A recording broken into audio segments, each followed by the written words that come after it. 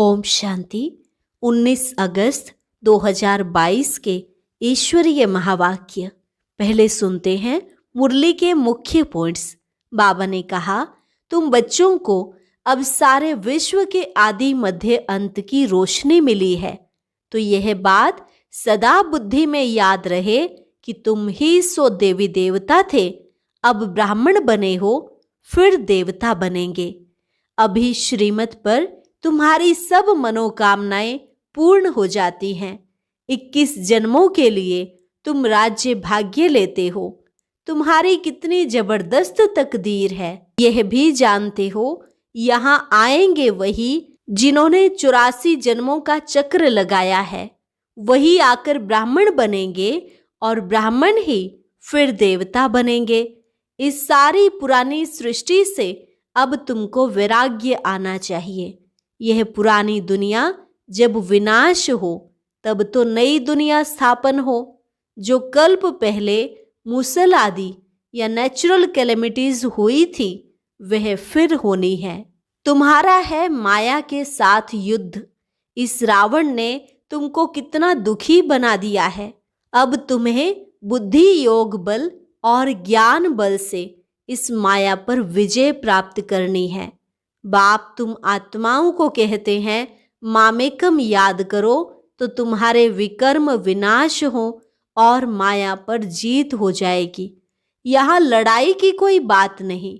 तुम योग बल से ही विश्व का मालिक बन जाते हो।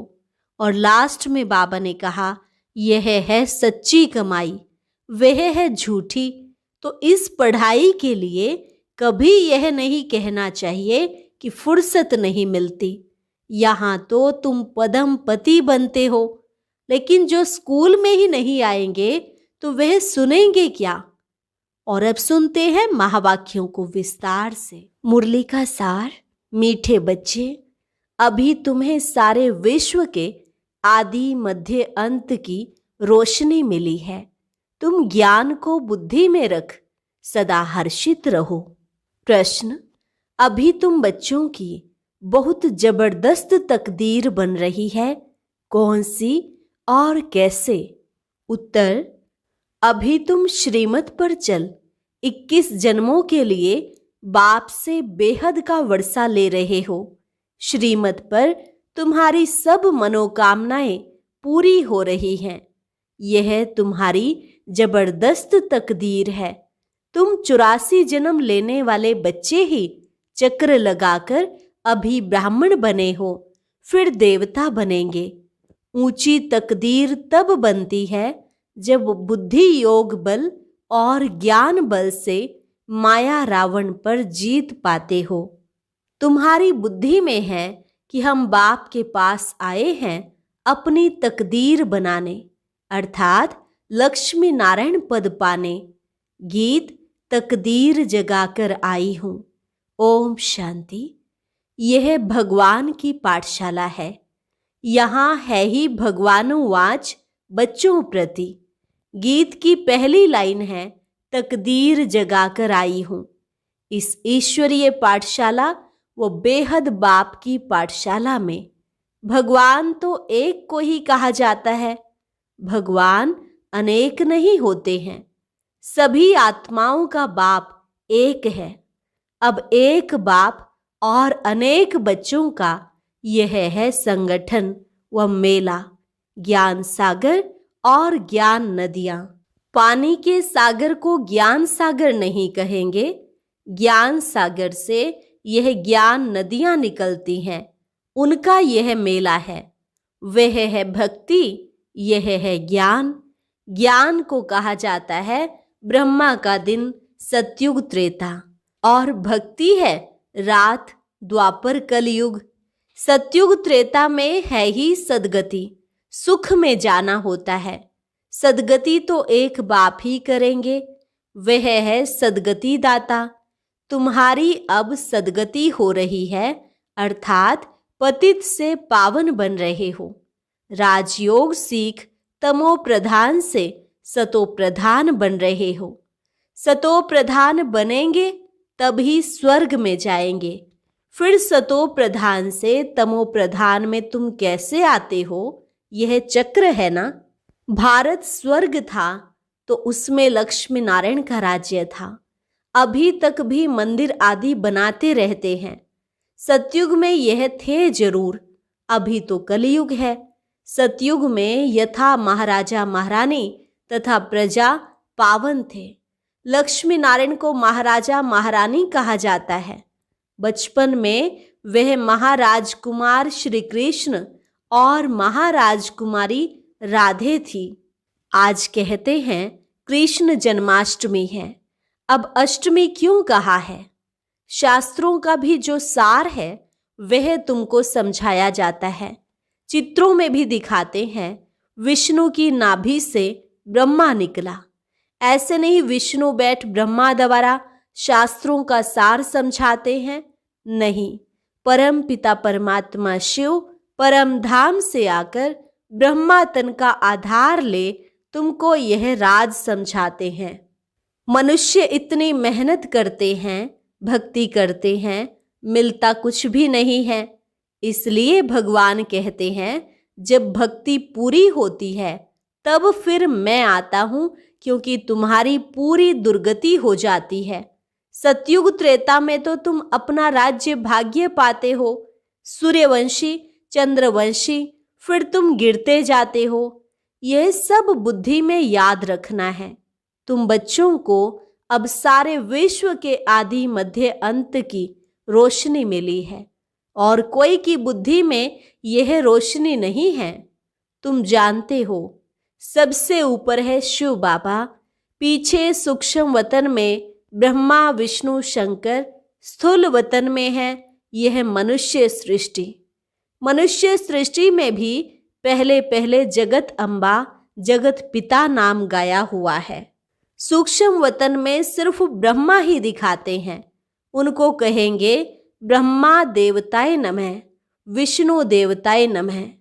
यहाँ जो यह ब्रह्मा सरस्वती हैं, यह कौन है? ब्रह्मा की बहुत महिमा है। ब्रह्मा की बेटी तो तुम भी हो। प्रजापिता तो जरूर यहाँ होगा, सूक्ष्म वतन में तो नहीं होगा। बाप को प्रजापिता द्वारा ही ज्ञान देना है।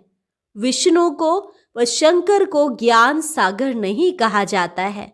बाप को तो श्री श्री कहा जाता है। वह है श्रेष्ठ ते श्रेष्ठ, उच्च ते उच्च भगवान। वह फिर रचना रचते हैं श्री राधे श्री कृष्ण। वह स्वयंवर बाद बनते हैं महाराजा श्री नारायण और महारानी श्री लक्ष्मी। सतयुग में उन्हों का राज्य चलता है। त्रेता में है राम सीता का राज्य। स्वर्ग सतयुग को कहा जाता है। फिर 2 कला कम हो जाती हैं, 16 कला से 14 कला में आ जाएंगे। फिर द्वापर से भक्ति मार्ग शुरू होता है। अभी बाप कहते हैं तुम बच्चों को मैं सदगति में ले जाता हूं। भारत पावन था, फिर पतित किसने बनाया? रावण ने। इसलिए मुझे ही कल्प कल्प आना पड़ता है, पतितों को आकर पावन बनाना पड़ता है। तुम यहाँ आए हो तकदीर बनाने, अर्थात विश्व का मालिक बनने। बाप समझाते हैं यह बुद्धि में रखो। तुम ही सो देवी देवता थे, अब ब्राह्मण बने हो, फिर देवता बनेंगे। यह बाजोली है। पहले पहले है चोटी, उसके ऊपर में है शिव बाबा। फिर यह ब्राह्मणों की रचना रची, अडॉप्ट किया। जैसे बाप बच्चों का पिता है, वह हुए हद के पिता, यह है बेहद का। प्रजापिता ब्रह्मा को ग्रेट ग्रेट ग्रैंड फादर कहा जाता है। इस संगम पर उनकी महिमा है, जबकि शिव बाबा आकर अडॉप्ट करते हैं ब्रह्मा सरस्वती और तुम बच्चों को। अभी फिर तुमको पावन बना रहे हैं। तुम जानते हो हम बाप से फिर से वर्षा लेने आए हैं, कल्प कल्प लेते आए हैं। फिर जब रावण राज्य शुरू होता है तो गिरना शुरू होता है, अर्थात पावन से पतित बनते हैं। अब सारी सृष्टि में रावण राज्य है। सब दुखी हैं, शोक वाटिका में हैं। सतयुग में तो दुख की बात ही नहीं होती। आज है श्री कृष्ण जन्माष्टमी। कहते हैं देवकी को 8वां नंबर बच्चा श्री कृष्ण पैदा हुआ। अब 8वां नंबर कृष्ण जन्म लेगा क्या? कृष्ण का जन्म तो होता है सतयुग में। वह बैकुंठ का फर्स्ट प्रिंस है। उन्हें फिर द्वापर में ले गए हैं, तो यह गपोड़ा हुआ ना। अब तुम बच्चे जानते हो कि अभी वह आत्मा अंतिम जन्म में पड़ रही है। सतयुग में कृष्ण के माँ बाप को 8 बच्चे तो होते नहीं हैं।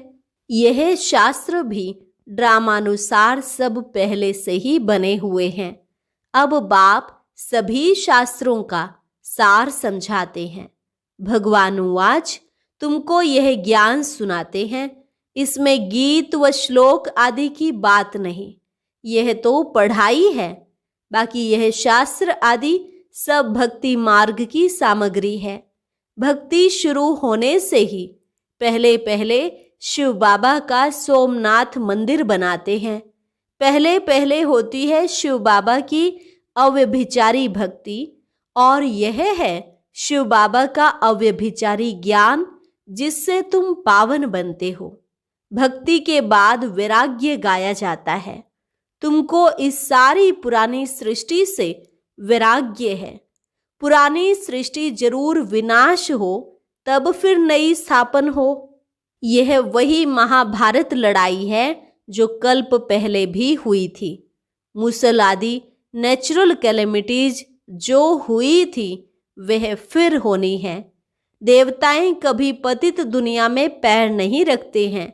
महालक्ष्मी का आवाहन करते हैं। हर वर्ष उनसे धन मांगते हैं। लक्ष्मी नारायण दोनों इकट्ठे हैं। महालक्ष्मी को 4 भुजा दिखाते हैं। दीपमाला पर उनकी पूजा करते हैं। हर वर्ष भारतवासी भीख मांगते हैं। यह है विष्णु के 2 रूप। मनुष्य इन बातों को कोई जानते नहीं। इस समय है प्रजापिता आदि देव और जगत अम्बा आदि देवी। अभी श्रीमत पर तुम्हारी सब मनोकामनाएं पूर्ण होती हैं। 21 जन्मों के लिए तुम राज्य भाग्य लेते हो। यह ब्रह्मा है साकारी पिता, शिव बाबा है निराकारी पिता। वर्षा तुमको उनसे मिलना है। वह है स्वर्ग का रचयिता। तुम 21 जन्मों के लिए वर्षा पा रहे हो। कितनी जबरदस्त तकदीर है। यह भी जानते हो आएंगे यहाँ वही जिन्होंने 84 जन्मों का चक्र लगाया है। वही आकर ब्राह्मण बनेंगे और ब्राह्मण ही फिर देवता बनेंगे। अभी तुम बच्चे किसकी जयंती मनाएंगे? तुमको लक्ष्मी नारायण की मनानी पड़ेगी ज्ञान सहित। वह छोटेपन में है राधे कृष्ण, तो दोनों की मनानी पड़े। सिर्फ कृष्ण की क्यों? वो तो कृष्ण को द्वापर में ले गए हैं। राधे और कृष्ण तो दोनों अलग अलग घर के हैं। फिर मिलते हैं तो दोनों की इकट्ठी मनानी चाहिए। नहीं तो समझते नहीं हैं कि कृष्ण का जन्म कब हुआ। तुम अब समझते हो।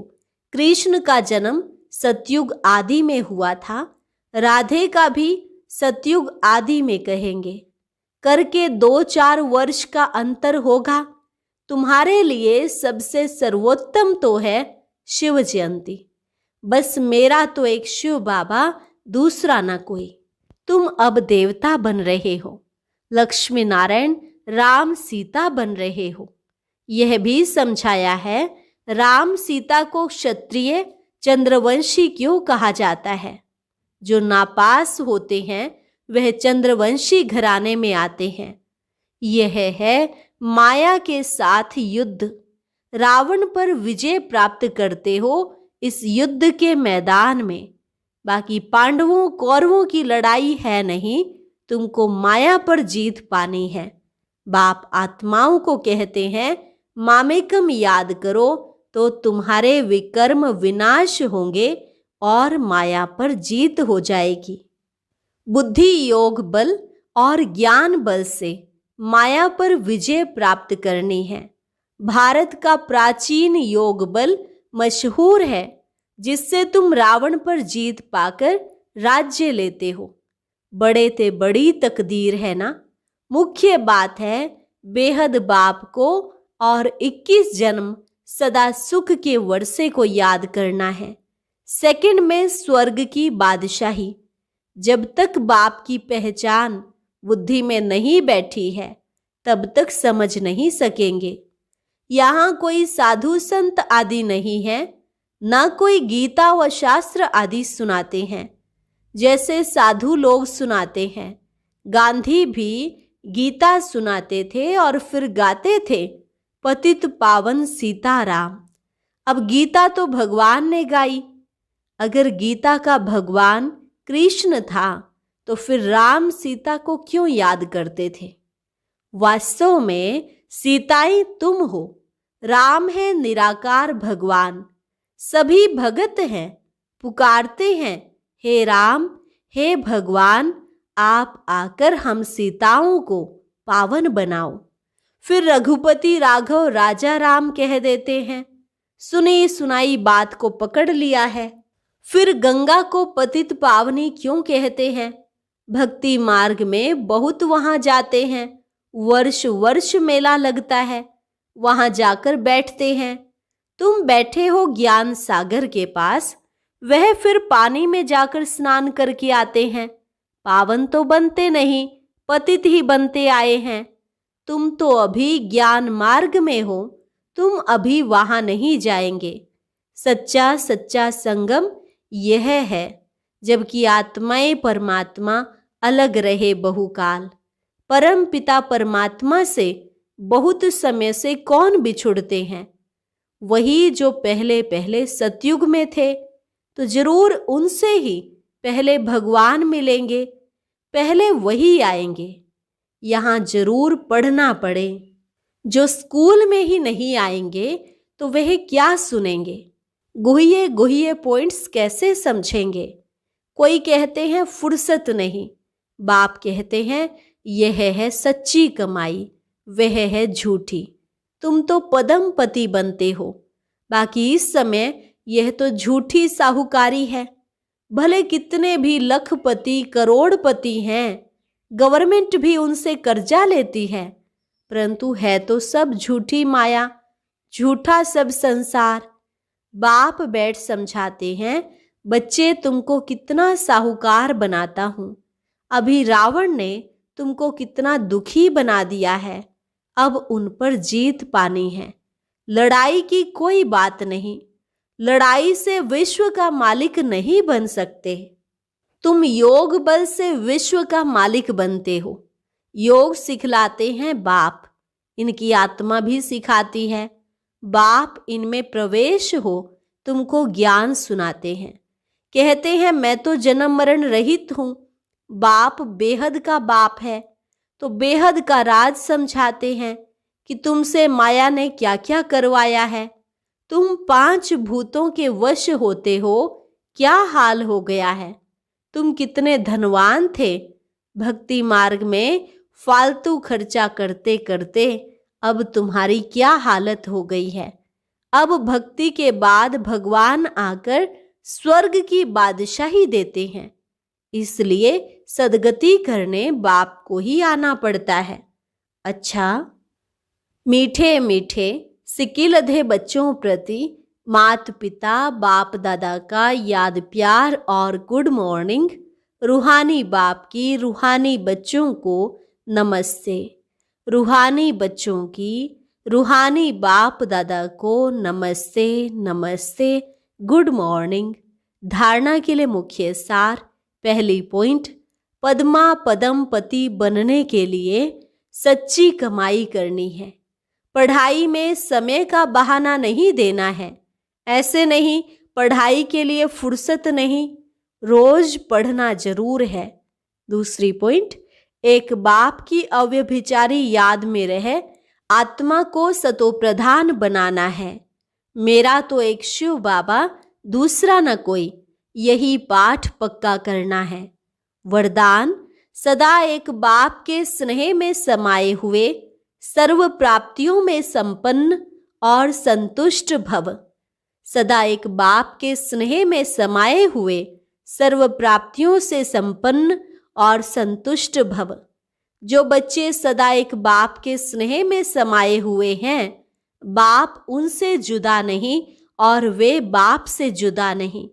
हर समय बाप के स्नेह के रिटर्न में सर्व प्राप्तियों से संपन्न और संतुष्ट रहते हैं। इसलिए उन्हें और किसी भी प्रकार का सहारा आकर्षित नहीं कर सकता। स्नेह में समाई हुई आत्माएं सदा सर्व प्राप्ति संपन्न होने के कारण सहज ही एक बाप दूसरा न कोई इस अनुभूति में रहती हैं। समाई हुई आत्माओं के लिए एक बाप ही संसार है। स्लोगन: हद के मान शान के पीछे दौड़ लगाने के बजाय स्वमान में रहना ही श्रेष्ठ शान है। हद के मान शान के पीछे दौड़ लगाने के बजाय स्वमान में रहना ही श्रेष्ठ शान है। और अब सुनते हैं आज का अव्यक्त ज्ञान मोती। ये एक बहुत संस्कारितापूर्ण वीडियो है, जरूर देखें, कोई भी मिस ना करे।